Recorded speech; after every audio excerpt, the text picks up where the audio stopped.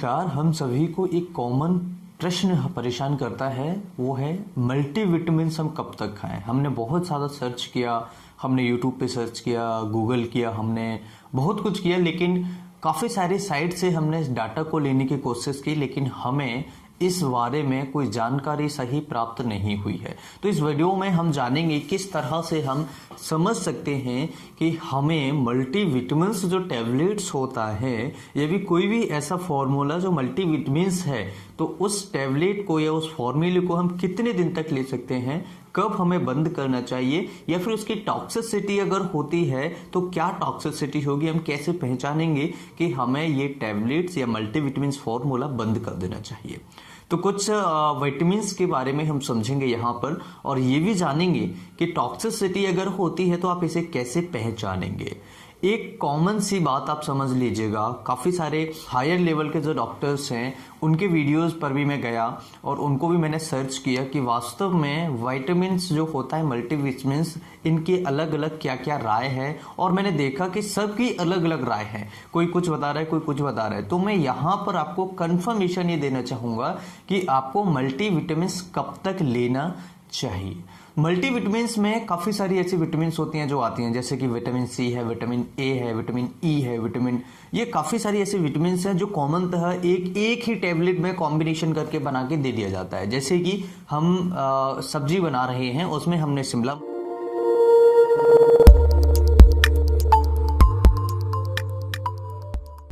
मिर्ची डाल दिया, उसमें हमने गाजर डाल दिया, उसमें हमने मूली डाल दिया, उसके अंदर हमने आलू डाल दिया, उसके अंदर हमने गोभी डाल दिया, उसके अंदर हमने मटर डाल दिया, उसके अंदर हमने चने डाल दिया। तो ये हमने क्या किया, उसको मिक्स वेज बना दिया। समझ रहे हैं बात को?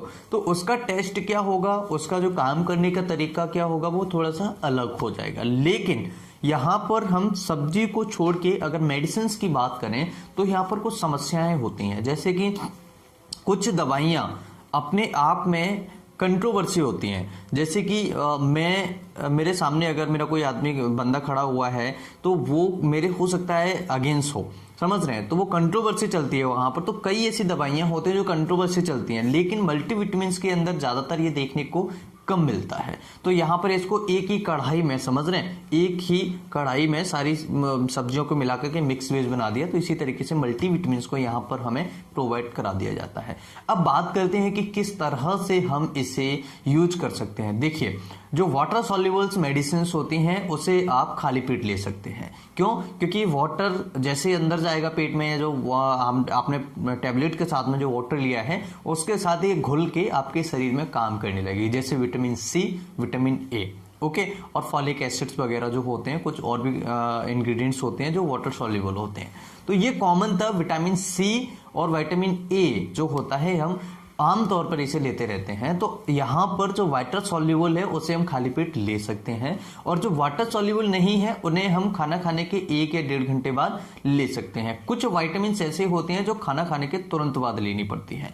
अब बात करते हैं कि हम टॉक्सिसिटी कैसे पहचानेंगे, कि अगर हमें इससे पहले हम समझ लेते हैं कि यहाँ पर टैबलेट्स हमें कितने दिन तक खानी चाहिए। देखिए, ऐसे समझिए इस चीज को, हमें जब भूख लगती है तो हम क्या करते हैं, जब हमें भूख लगती है तो हम क्या करते हैं, सिंपल सी बात है, खाना खाते हैं। और जब हमारी भूख शांत हो जाती है, जब हमारा पेट भर जाता है, तो हम क्या करते हैं, खाना खाना बंद कर देते हैं। यानी कि अब हम शाम को खाना खाएंगे जब हमें भूख लगेगी।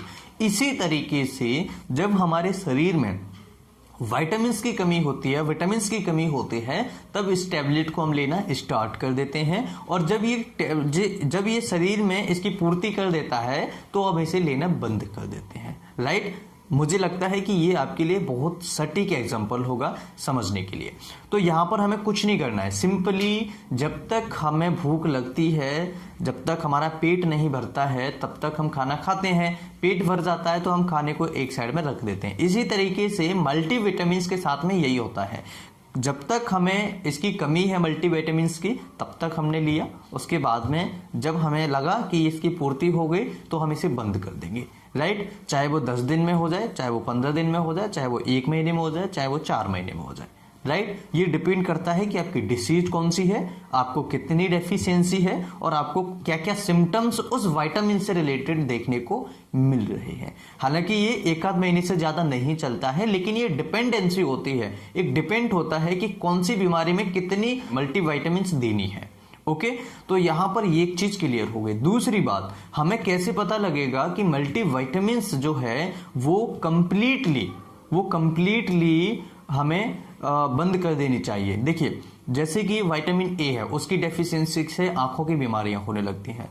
विटामिन सी है, विटामिन सी की कमी से हमारा इम्यून सिस्टम वीक हो जाता है, भूलने की आदत हमें पड़ जाती है, ठीक है, मेमोरी सही से काम नहीं करती, मेमोरी लॉस होने लगता है कई बार मरीजों को। कई बार मरीज का जो चोट लग जाती है उनको सही जल्दी तरीके से भर नहीं पाता है घाव, तो ये डिपेंड करता है। कई बार ब्लीडिंग मरीज को हो जाती है तो ब्लीडिंग भी सही से नहीं रुक पाती है, जल्दी नहीं रुक पाती है, तो ये विटामिन सी की कमी के लक्षण होते हैं। इसके अलावा कई सारे लक्षण होते हैं, जैसे कि विटामिन सी, किसी का अगर घाव है, अगर घाव जल्दी से भरना हो तो उसे हम विटामिन सी प्रेस्क्राइब करते हैं। उसका रीजन क्या है, क्योंकि जो फाइबर्स होते हैं, जो कनेक्टिविटी होती है, जैसे घाव है, अब घाव को कुछ फाइबर इधर से आएंगे, कुछ फाइबर्स इधर से आएंगे, तो ये ऐसे करके एक लेयर बना लेते हैं, ठीक है। तो इसी तरीके से जब ये विटामिन सी कंप्लीट हो जाएगा तो घाव जल्दी जल्दी भरता चला जाएगा, ठीक है, क्योंकि वो फाइबर से हेल्प होगा ना उनमें, क्योंकि जल्दी जल्दी से उसको आसान तरीके से हम भरने में सहायता मिलेगी। तो यहाँ पर हमें ये समझ लिया हमने कब तक ये टैबलेट लेनी है। टॉक्सिसिटी की बात करें तो विटामिन सी जो होता है इससे हमें डायरिया लग जाता है कई बार, और जो विटामिन ए होता है उससे हमें नोजिया, वोमिटिंग टाइप की दिक्कतें आने लगती हैं, ठीक है। तो डायरिया, अगर किसी को मान लीजिए आप सुप्राडाइन या काफी टैबलेट्स मल्टीविटामिन्स आती हैं वो लगातार खा रहे हैं, तो मल्टीविटामिन्स खाने की वजह से क्या हो सकता है, अगर टॉक्सिसिटी होगी तो आपको डायरिया लग जाएगा, तो आप उस टैबलेट को तुरंत बंद कर दीजिएगा, ठीक है। कई बार नोजिया, वोमिटिंग जैसी इच्छा होने लगती है, ठीक है। विटामिन ए की वजह से गैस्ट्रोइंटेस्टाइनल डिसीजेस होने लगते हैं। डिसीजेस मतलब कि सिम्टम्स आने लगते हैं, जैसे कि कई बार वोमिटिंग हो गई, नोजिया हो गया, वीकनेस हो गई, इस तरह के सिम्टम्स देखने को मिल सकते हैं विटामिन ए के ज्यादा होने से। और डर्मेटोलॉजिकल प्रॉब्लम्स देखने को मिलती है, पिलिंग, स्किन पिलिंग देखने को मिलती है, विटामिन ए टॉक्सिसिटी।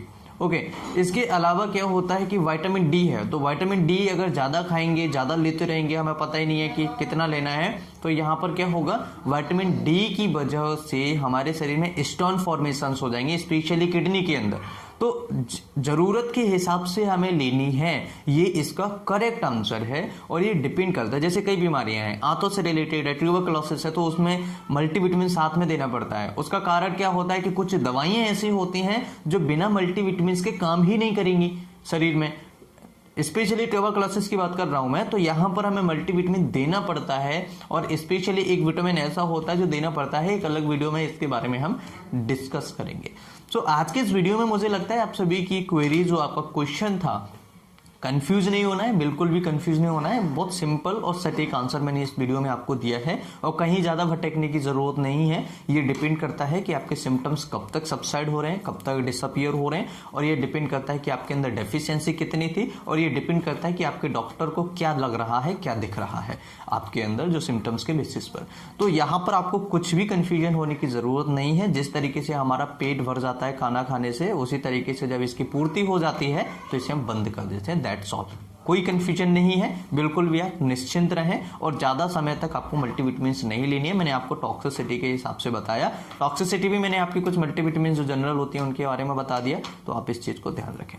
नमस्कार, मैं फिर मिलता हूं। अगर वीडियो अच्छा लगे तो लाइक एंड शेयर जरूर करें, और अगर आप हमारे डॉक्टर ब्लॉग पर नहीं गए हैं तो वहां पर भी आपको काफी सारे लेक्चर्स, काफी सारी वीडियोस, मेडिकल से रिलेटेड, गले से रिलेटेड बीमारियों के इलाज और हर कारण, संभव कारण जो है, संभव प्रिवेंशन जो है बताए जाते हैं। अगर आपने अभी तक सब्सक्राइब नहीं किया है तो वीडियो की लिंक डिस्क्रिप्शन में है, आप जरूर चेक करें, डॉक्टर ब्लॉग के नाम से है, वहां पर मुझे सपोर्ट करें, सब्सक्राइब करें और शेयर करें। Thanks for watching, have a nice day. नमस्कार।